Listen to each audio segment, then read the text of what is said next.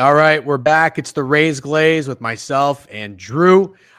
We are, we keep going up and then we keep going down and then we keep going up and we keep going down. I feel like this season has been 6 months long already from the amount of stress that the Rays keep putting us through. And I almost want to start revealing some of the text messages that you and I exchange, because I feel like we take turns on who is, like if you're a pilot, you have to stay calm.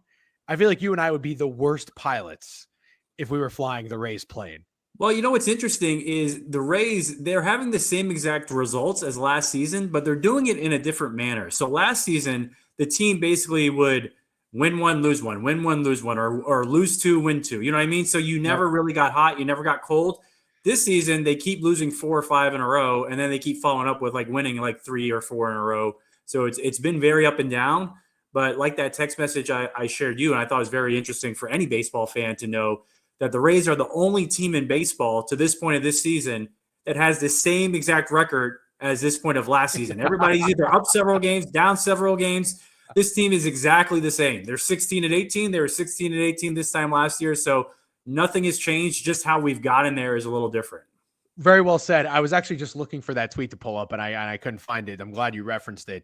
Would you say that this time last year you were more confident and composed in the Rays? Because I think I was. Probably because we had more established players like Randy. You figured, maybe he would get it going. Paredes would turn around. We had a more veteran squad. And then they were doing some uncharacteristic things last year. Like I remember last season, they got swept by the White Sox.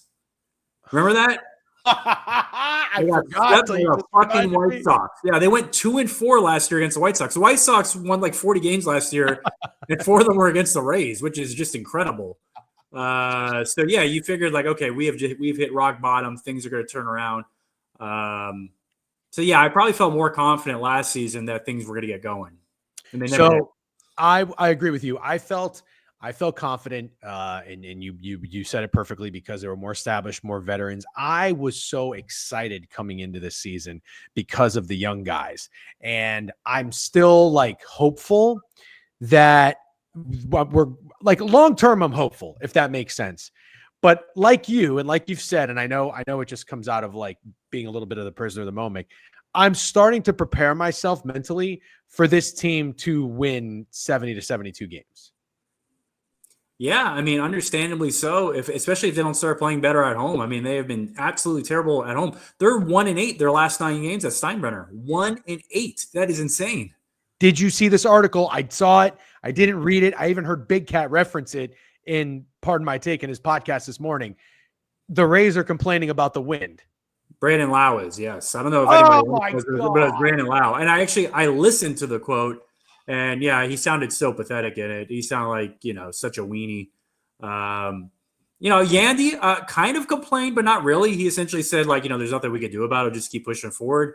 But yeah, Lau was definitely a little more whiny about it. So, yeah, but it's not affecting these other teams. These other teams are coming into Steinbrenner Park without ever playing a game there, and they're doing fine. So they got to get over this, or they got to change their approach and stop being such a launch-heavy team and just figure out ways to, just hit doubles or just get on base and stop trying to launch for home runs then.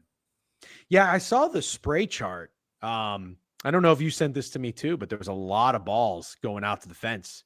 Yeah, the Rays, they have had a lot of balls hit in Steinbrenner where you think off the bat it's going to get out of the park, and then it just dies. Yep. Because like the Belau quote was is prior to the Yankee trip. They're like, oh, you're going to Yankee Stadium. You guys are familiar with playing in the dimensions. And he's basically saying, no, it's completely different. He's like, the lighting's completely different at Steinbrenner. The wind's completely different at Steinbrenner. Basically saying that, you can't say, even though it's the same layout as Yankee Stadium, hitting at Yankee Stadium is way easier than at Steinbrenner.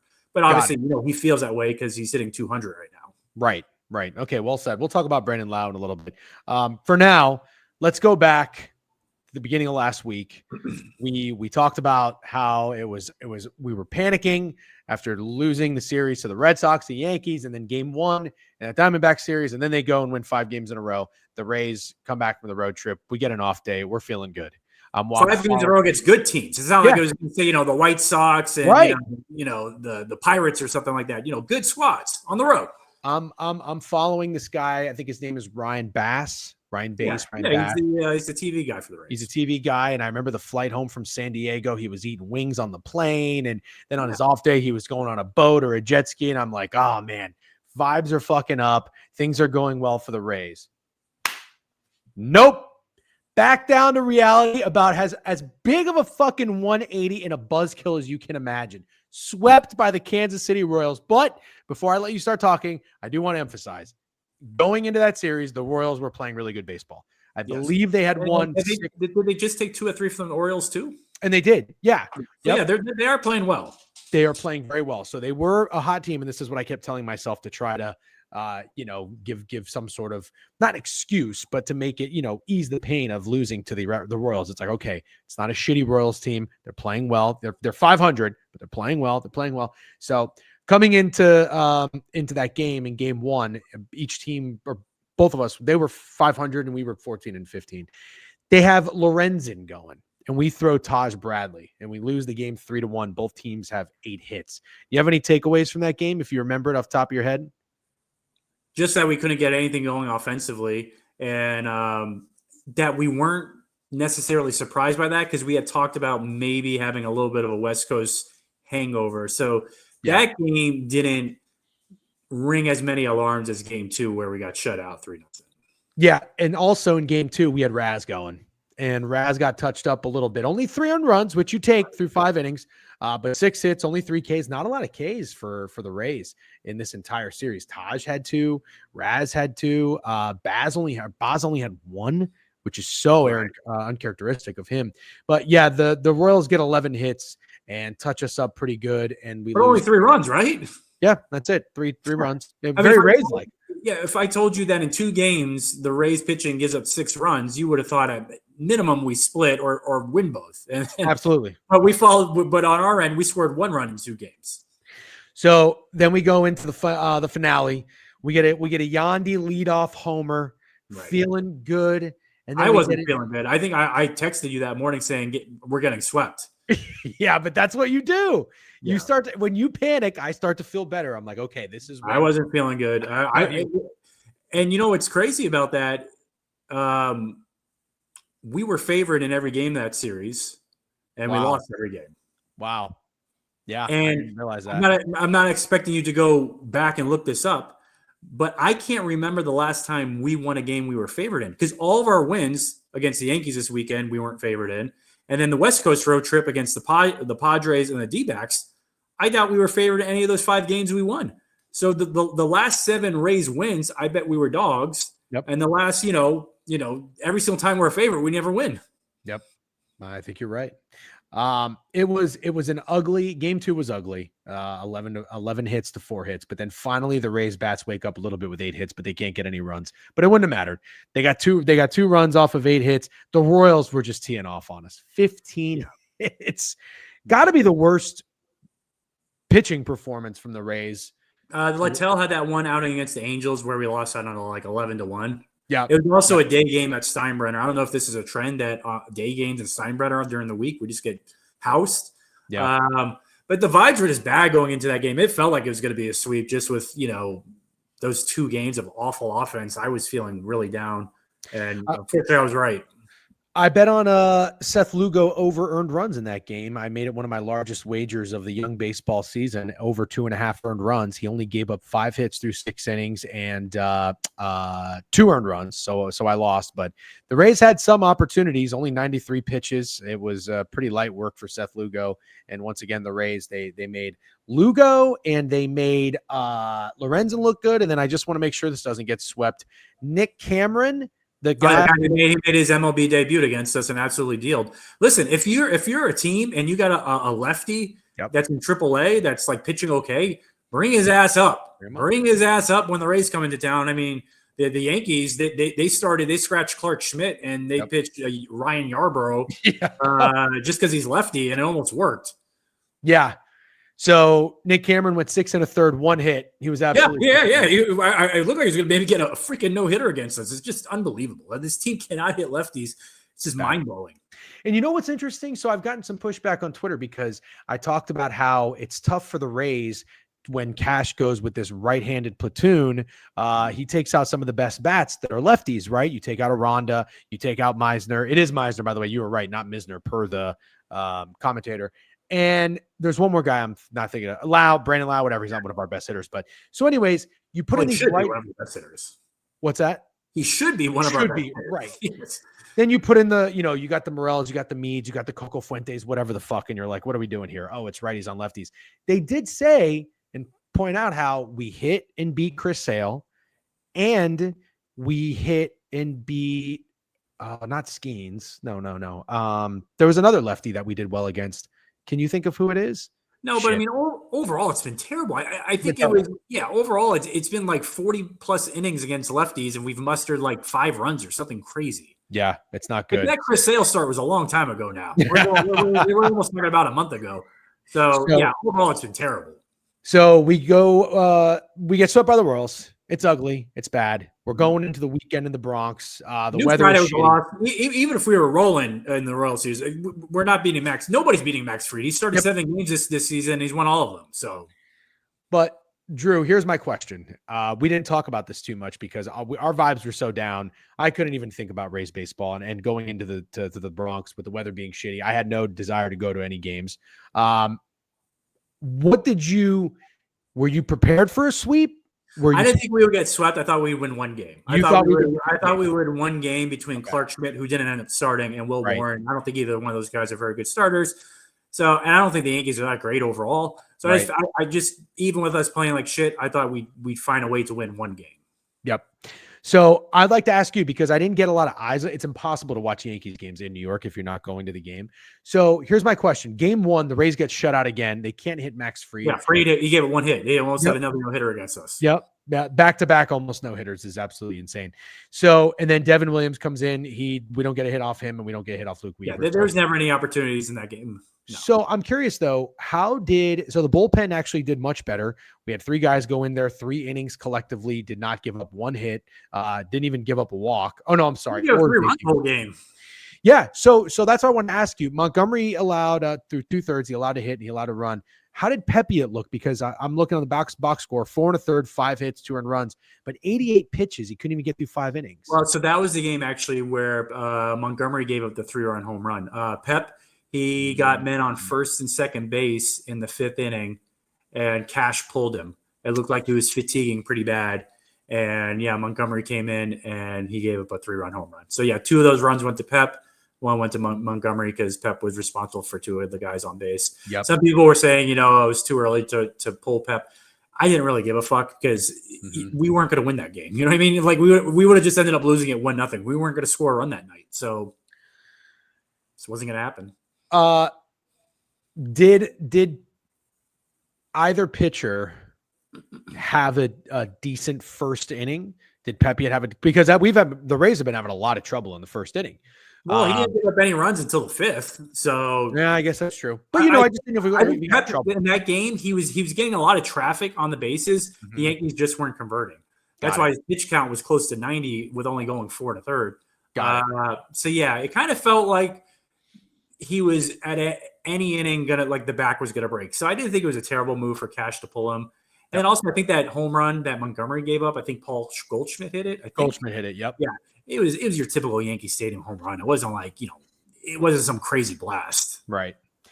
Okay. So let's go to game 2. This is where everything shifts, Drew. This is where everything shifts. This is the kind of win that the Rays needed. So we got Littell going against which, by the way, in the first inning, Littell gives up a solo home run to Aaron freaking Judge, who's the best hitter since Babe Ruth, basically. And like the 12 Rays fans on Twitter are all freaking out. Why is Zach Littell in the rotation? Why isn't Joe Boyle here? Shut the fuck up. Like, honestly, like he gave up 1 solo home run to Aaron freaking Judge. Can like the Zach Littell hate slow down? Like Rays fans will do anything to suck off Brandon Lau and make all these excuses and come up with every single stat possible on why he's actually playing better than he is. But Zach Littell gives up, like 1 or 2 runs and people freak the F out. I really don't get it. But yeah, I'll get off my Zach Littell high horse because he ended up pitching great. He gave up 7 innings, two solo home runs. That's all he gave up. You don't see Rays pitchers go 7 innings very often anymore. And I literally was just talking about Ryan Pepiot going fucking 4 1/3 with 88 pitches. So I want to give credit to Littell in this game. But before that, he has been pitching a lot better. That is now 4 consecutive games where he's gone 6 innings, 5 innings, 7 innings, 4 consecutive games of allowing less than 3 earned runs. We take that. Oh, yeah. We take that. We take that from a Zach Littell. So here is what I wanted to really point out, though. This is unbelievable. 81 pitches through 7 innings, 3 hits, only 0 walks, only 3 Ks, and 2 earned runs after that first inning home run. Hell of a job. But Drew, as good as Zach Littell was, blows me away about this game, and I couldn't believe it when I saw the notifications on my phone from the Score app, were the guys getting RBIs for the Rays. Taylor Walls in the 2nd inning with a sac fly. Hey, I'm not expecting you to get the fucking ball in the air. Yeah. I think the bases were loaded. Yeah. The bases were loaded. Yeah, exactly. Every time this guy comes into bat, the fucking bases are loaded. I've never seen anything like it in my life. Never. Listen, just if you are Taylor Walls, just get the ball in the air. And then Curtis Mead gets us a fucking RBI single in the top of the 8th. And you know what? It was a great at bat because he got down 0-2. He got down 0-2. Looked like it was going to be your typical Mead, going to blow the big opportunity. Here's our chance. He worked the count to either 2-2 or 3-2, forced the pitcher to throw him a pitch in the zone, and he took advantage, and he was able to hit a single and drive a run home. So, and then we got lucky because the lead run came from an error. Yep. So that single gets Brandon Lau to 3rd, Chandler Simpson scores, and then Caballero grounds into a fielder's choice, and that's where Anthony Volpe fucking threw up over himself. And it could have been an inning-ending double play if he played it properly. Yep. So that was huge. That was awesome. It doesn't happen without that Curtis Mead single. So the Rays would steal this one 3-2. Great job by Zach Littell. The unfortunate thing is I wish that would have given some sort of spark to Curtis Mead with confidence. He follows that up in game 3 by going 0 for 5. That's why I didn't really mind Cash starting him the next day because he's like, okay, he just had a big moment. Yep. Let's give him his chance. And yeah, unfortunately, he dribbled all over his pants. Yeah, it's a bummer because you have a guy like this Jankowski dude coming in and going 3 for 5. Like he's been good. I mean, whoever the hell he is, he's a journeyman guy that we got from the White Sox for a tuna sandwich, and he's came in and he's been pretty good. Sure. I mean, and it's one thing to have like a guy in your lineup like Curtis Mead batting 167. Rortvedt now. Ben Rortvedt, another 0 for 4. He's like hitting 87, right? 0.87? 77. What I don't understand is last season, obviously all you saw on Ray's Twitter was Alex Jackson, enemy of state #1, right? Rort has been just as bad or worse. Awful. He's been, maybe worse. So like, I don't understand why are we not petitioning to get somebody else here to play backup catcher? Is there nobody else? There has to be somebody, right? There has to be somebody. I mean, it's not like Danny Jansen's doing any better. He's hitting 140, I think. Dude, there has to be. How many? You have a AAA, you have a AA, you have a single A, and you have something else. There's got to be a fucking catcher that can come up and do what Rortvedt. So he can't even throw anybody out. No, it's embarrassing. The position for the Rays is beyond embarrassing. It's beyond. They're not gonna move off Danny Jansen because they're paying him $7 million, so he's gonna be the guy. But they have to mix it up. You can't keep having a guy play every 2 to 3 days who's literally hitting under 100. It's not sustainable. I was watching the Red Sox Twins game, and the catcher for the Red Sox threw out the guy stealing for the Twins. And I mean, he threw him out like it wasn't even close. Like the guy was sliding, was feet from the fucking bag, and the dude tagged him. And as a Rays fan, I'm like, oh! I don't know. I'm sure we've thrown somebody out this year, but it can't be more than twice. Dude, I don't know why teams don't just run on us. Like, I mean, I was cracking up on one of the games we played against the Yankees. Pirates. Paul Goldschmidt stole on us. I mean, he's like literally my age. He's like 38 years old, and he's getting steals. Yeah, but dude, don't you remember the Pirates catcher stole on us? Yeah. Like the broadcast was cracking up. Yeah, yeah. Joey Bard, whoever it was. I've watched. This is the most Rays baseball I've watched. Shout out Amazon Prime and the MLB package. This is the most Rays baseball I've watched through 35 games of the season. I've legitimately probably watched 20 Rays games. I have not seen them throw anybody out. It's pathetic. But anyways, let's move on. They're a very easy team to scout. Just run on them and get any lefty. It doesn't even matter if they're a shitty lefty. Like we saw yesterday with Ryan Yarbrough, just any lefty. So this is great. This is great. Drew, this game was so fucking needed because this game had everything. And honestly, even some stuff that you didn't want. Let's go through and let's talk about it for a second. The Rays had 16 hits. They win the game 7-5, but a little frustrating. Hits and only 7 runs. I know, but they go up in this game 7-0 and they let the fucking Yankees come back. 5-0. It's 5-2. 5-0, and then the Yankees made it 5-2. Sorry, you're right. Sorry, 5-0. The Yankees made it 5-2. Okay, so they go up 7-2. The Yankees start to creep back in. But Bradley goes 5 1/3, 4 hits, 2 earned runs. Again, uncharacteristic, only 1 K. We're not striking people out. I don't know what's going on. But nevertheless, a monster had to have it bounce back start from Taj Bradley. Did you get eyes on him, and what were your takeaways? Yeah, he pitched well. He wasn't overpowering. But listen, he got the job done. It would have been nice if he would have been able to get through the 6th because once he came out of the game, bullpen got a little taxed and gave up some runs. But hopefully a little bit of a confidence booster. Yep, that's when Cody Bellinger hit a home run and Trent Grisham scored. The guys that came out of the pen, wow, we used just about everybody. Montgomery came back out, 5 pitches, 2 2/3 through. That's good. I guess Englert didn't do too well. I thought Cash was trying to get a little too cute there. I know what he was trying to do because it was 7-2 when he came into the game. So you think like, okay, we're up by 5 runs. Let's not use a high leverage guy. Give Uceta a day off because it feels like Uceta pitches every fucking day. Right. And you don't want to burn him into the ground. I know what Cash was thinking. Like, okay, let's try not to use him because we have a day off tomorrow. He'll get 2 days off. Well, it didn't fucking work out because that guy, he came in, he immediately gave up 2 base runners, and we were in trouble. And luckily, Uceta was able to tame it down. Okay, so I understand what you're saying. I see where he's coming from as well. The problem is I hate that mentality.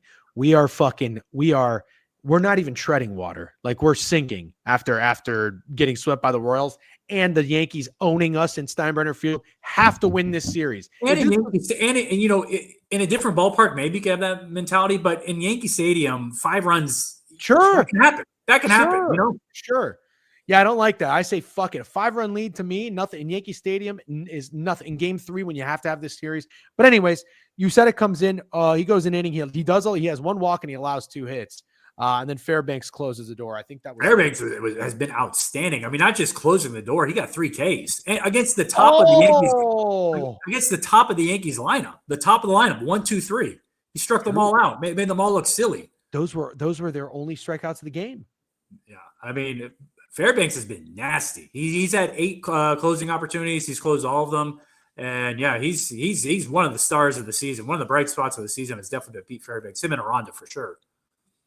Yeah, Aranda's one of the best hitters in baseball. I don't have the stats in front of me. One of the best first basemen in baseball overall. I mean, even his fielding has been good. Everything's been going great for Jonathan.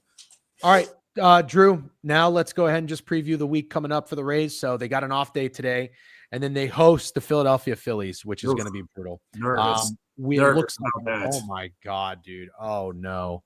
Oh, 2 lefties. We go get Zach Wheeler and 2 lefties. Sanchez and Luzardo. Oh, and by the way, credit to, I think it's 24/7 Rays on Twitter. I did not know this. Sanchez was a Ray. We traded him for Curtis Mead. No way. How about that? Dude, so we've traded Sanchez and we've traded Joe Ryan. Yes. Also, while we're on the topic of trading good players, Kyle Manzardo would be a great bat in the fucking lineup right now. The only thing I will say is the Sanchez trade I could probably defend the most out of all of those trades because Curtis Mead was a highly respected offensive prospect, and it's something we desperately need. It just hasn't worked out. And obviously the Rays typically have a surplus of starting pitching. So that one I kind of give a pass to. Sure. The other ones, trading for fucking fat Aaron Savale. No, don't do that. Cruz. Yeah, pretty ugly. But yeah, the Sanchez one, it hasn't worked out to this point, but I understand the line of thinking at least. Right. Well, I don't even know what to say about this game, frankly. I mean, this series. We have to figure out a way to win 1 game. I mean, you can't get swept at home again. You cannot. We're 1-8 last night at home. You cannot I'm not asking them to win the series. Not asking it, not expecting it. Find a way to win one game. You can figure out a way to win one game. And we have good pitchers going this series in our defense. We got Rass, we got Boz, we got Pep. So, you can make the case those are our 3 best starters. Yep. One of those guys has got to, just deal. One of those guys has got to give us 7 innings, 2 runs, and give us a chance to win a game. I don't know which one it's going to be. I don't know if Zach Wheeler is our best chance to win, which seems crazy to say, but we can't beat lefties. Oh, boy. And the other thing I'm concerned about is if the Rays players are talking about, the lighting at Steinbrenner and, the wind, it's in their fucking head. That's the issue. You know what I mean? It's obviously a mental issue. So, you worry, okay, we have another game against Zach Wheeler who, let's say it's another 3-1 game. It's just going to keep piling on. We can't hit at home. And that's toxic when you have that thinking. You know what I'd probably play for Zach Wheeler, just thinking of a little betting perspective here, whatever his under walks is, because if you're a pitcher, no. Wait. You should do that for a lefty. If you're a lefty pitcher for the Rays, you should just throw. Actually, wait a minute. Sorry. I'm just thinking out loud here. The Rays can't hit in Steinbrenner Field. Throw them strikes, make them hit. Yeah. Yeah, don't give them any free passes. Don't give them any free passes. Don't let men on base make the Rays beat you. Actually, on the good side, we play the Brewers over the weekend. I'm not scared of the Brewers. I know they're 17-18. They're not playing terrible, but nothing about the Brewers scares me. Mm-hmm. Got to figure out a way to win that series because we're probably not winning the Phillies series. Got to win the Brewers series. You got 6 games this week. You got to go 3-3. You got to go 3-3. We said last Monday. Got to figure out a way to go 500 this week. They went 2-4. The only good thing about going 2-4 is those 2 wins came most recently. So hopefully the team's feeling a little bit better. Mm-hmm. But this week they got to figure out you got to start playing at minimum 500 baseball at home to have any chance of accomplishing anything this season, or we're in deep trouble. Yep.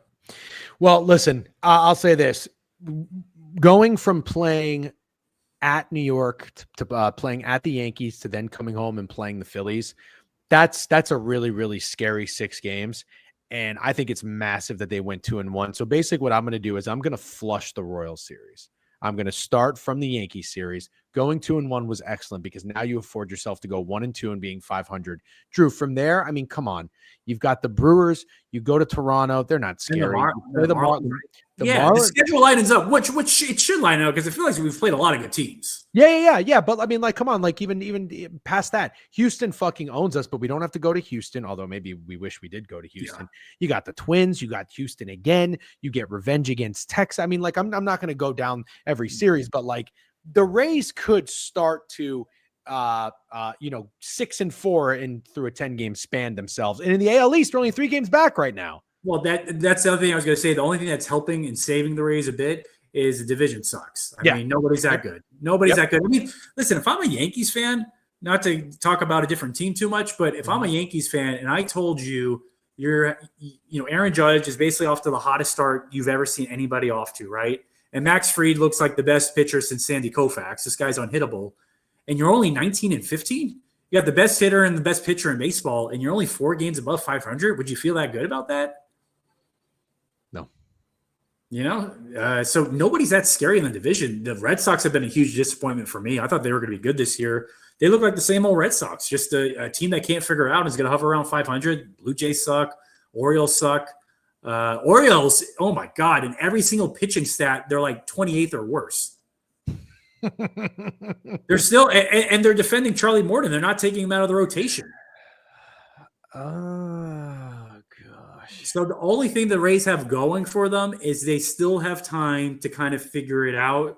They still have time to hover around 500 because I don't see anybody running away with this. I think the Yankees are clearly the best team in the division, but they're not like the best team where it's like, they're going to take a massive lead. I'd be surprised if they took a massive lead. Like I told you, I think they're a good team, 87, 88 wins, but nothing spectacular. Yep.